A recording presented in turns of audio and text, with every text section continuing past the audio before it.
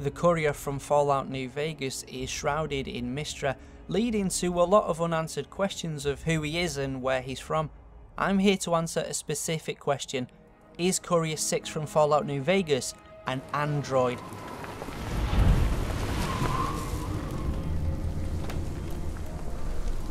But if we're to answer that question, first we have to go back gathering clues and answer any further questions that may arise. I'm going to take you back to Fallout 3 and to one location in particular, Rivet City, a giant aircraft carrier from before the Great War, stranded in the docks at Washington. This decayed structure is home to an eclectic group of people, including a group of altruistic scientists working on a project that will bring pure water to the people of the wasteland. Indeed, it's amongst the test tubes and the Bunsen burners that we meet Dr. Zimmer, an interesting character from the Commonwealth and a member of the Institute.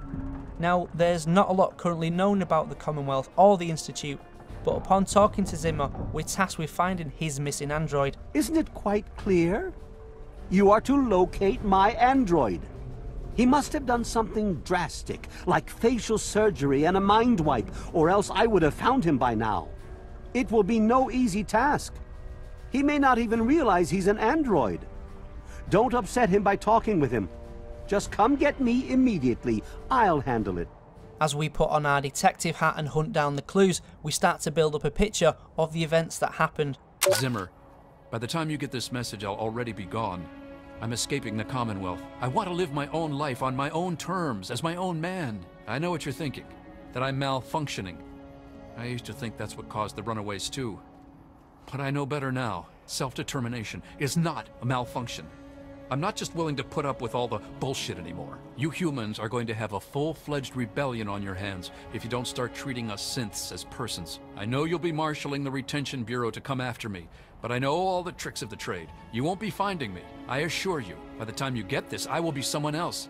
It's the price I pay for my liberation. My final act of rebellion against a system I no longer believe in. Goodbye, Zimmer, and good riddance. We have a little assignment from the Commonwealth. A very important slave escaped into the wasteland. Well, it's not exactly a slave. It's what they call an android, a kind of synthetic man. The important thing isn't what this guy is. The important thing is the job pays more than you can imagine. He thinks the synth man might be looking to get in touch with a doctor or a tech head. If you want to cut, get a move on. If you're listening to this recording, it is because you're believed to be trustworthy. I hope that is the case, because this recording puts us both in danger. I'm escaping from the Commonwealth. I'm an android, a synthetic man, a slave. The men hunting me are ruthless and will stop at nothing to retrieve their property. I need to find a doctor in the wasteland to perform facial reconstruction. I also need someone who knows a great deal about computers. I need to have my memories erased and my face altered to look like someone else. The android's decided on extreme measures. He knows all the techniques of the retrieval trade and is afraid facial reconstruction isn't enough. He wants his memories erased and replaced with new ones. I don't know how that's gonna work. Start asking around for trustworthy tech heads. We need to find something called a circuit neuralizer and a person who knows how to use one. Also, we have a lipoplasticator and microdermal graftalizer. Now we need to find a doctor able and willing to perform the facial reconstruction. We need to hurry. They've come very close to discovering the railroad. Despite the harshness of the wasteland, I've discovered in more than a few here a compassion that is unheard of in the Commonwealth. Perhaps it's the daily struggle for life here which gives appreciation for life in general, whether human or android. In a few days, I'll be a free man. A new man. Let me say thank you now for referring me to Pinkerton at Rivet City, because I will not remember any of this soon. All these clues point to Harkness being the android. He used to work for Zimmer in the Synth Retention Bureau, hunting down other replicated men and women who he was told were faulty. As it turns out, they weren't defective at all, they'd just become aware that they were being treated as slaves. When Harkness became self-aware, he had an advantage, because he knew exactly how he would be hunted down, so he took the drastic steps of having his face and voice changed, as well as having his old memory wiped and replaced with a new one. These events are important to answering our question, because it gives us a base to start from and opens up the possibility that Courier 6 could indeed be an android. But that's not good enough. I need something more ironclad to bring you, so now we turn our attention to Courier 6 himself and the events that happened in Fallout New Vegas.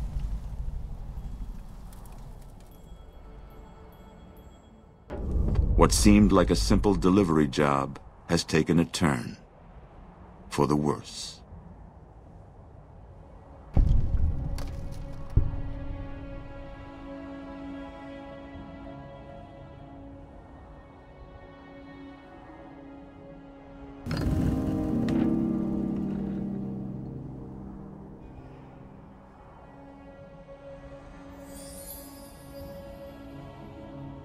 You'll get your caps when the job's done. Real shame you got caught up in this, kid.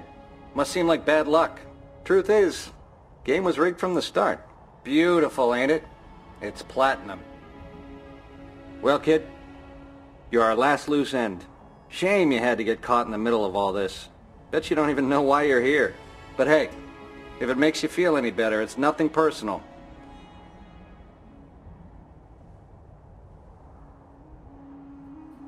The opening titles play and we get our first glimpse that you're not playing as a regular person. You're shot in the head and left for dead, buried in a shallow grave. The accepted view is that you survived the shot because Mr. House's robot dug you up and took you to Doc Mitchell, who patched you up. The problem is that very explanation, accepted as it is, only leads me to believe more that the Courier is an android. If you're still an ardent skeptic, I'll even build your case for why a human could survive this. Firstly, in real life we know people have survived such an ordeal, but going into the game, and there are some factors you could use to build up your case. We could look at the fact Maria, the gun you're shot with, fires a 9mm round, so having a low caliber bullet is in your favour. Then maybe Benny was cheap and used cheaper bullets in his gun, meaning they had even less energy when entering your skull. Maybe the dirt that you were buried with went into the wound, temporarily sealing it and stopping any further blood loss, with the fact the ground has been irradiated, meaning it was sterile. Of course, the desert is very cold at night, meaning maybe having a slower system extends your chances of survival. Then we have our super fast robot, plucks you out of the ground and whizzes you over to the doc, who promptly patches you up. Now, I will be the first to admit all this is a possibility. The only problem is this is a long shot, especially when we can look at the facts.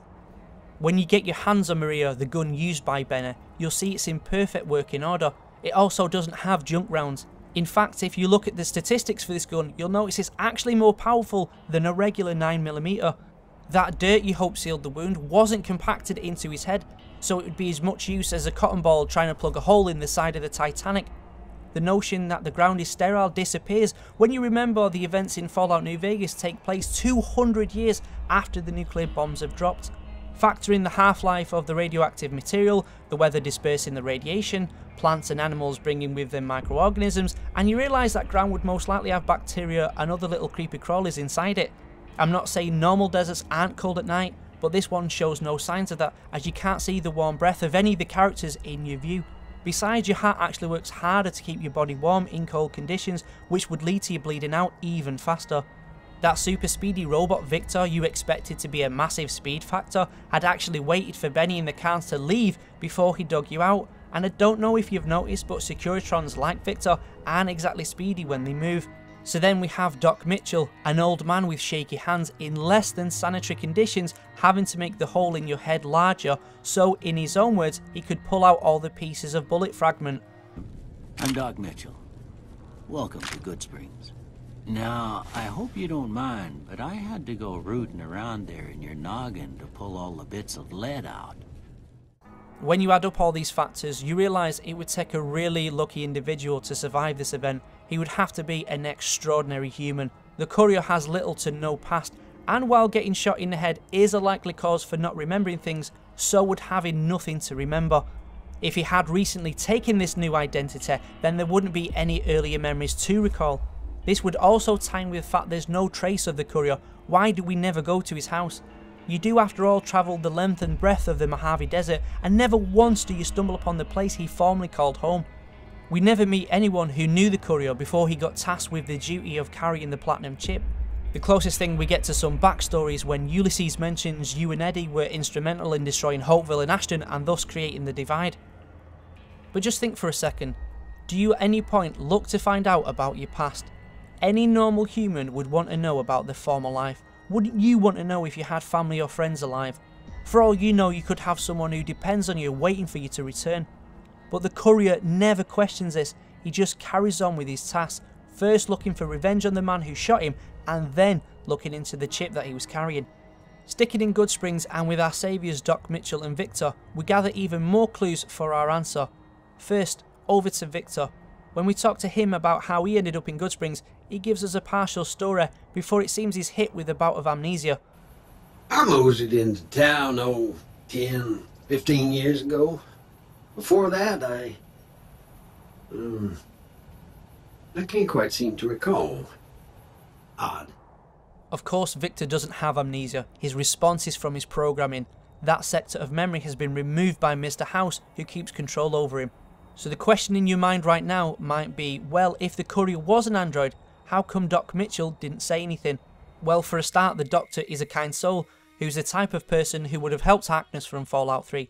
So he wouldn't ruin any chances you had of a normal life by telling you you're a replicant now, would he?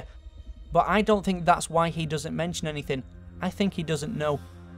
You see, New Vegas happens 4 years after Fallout 3. More than enough time to make a synthetic human that looks so like a real human you can't tell the difference. Even the androids in the days of Fallout 3 had real skin and blood, as well as displaying normal human characteristics like eating and sleeping. But we get our proof that this level of synthetic human can be achieved from the DLC Old World Blues. The brilliant, if not slightly misguided minds that reside in this area have made advances in science the rest of the wasteland hasn't even dreamt of. You're abducted and brought to this location where you have your heart, spine and brain all removed, being replaced with technology made in the Big MT, which is the name of the research facility Old World Blues is set in. Despite not having your organs in your body, you function just fine, even going as far as to have a conversation with your own brain. The reason why you can do this, as offered by the game, is that your brain is remotely controlling your body via the technology that has been implanted inside you. This should be the case for the lobotomites that occupy the outside of the compound, but as the Autodoc was sabotaged, they're all mindless killing machines. It said that upon scanning your faulty brain that the Autodoc repaired its damaged programming and is why you can function as the brain's expected. But was the fault detected just that your brain had a scar, or was it that the Autodoc detected a synthetic brain?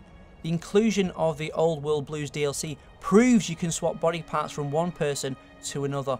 The scientist brains, after all, are looking for bodies as a way out of the area.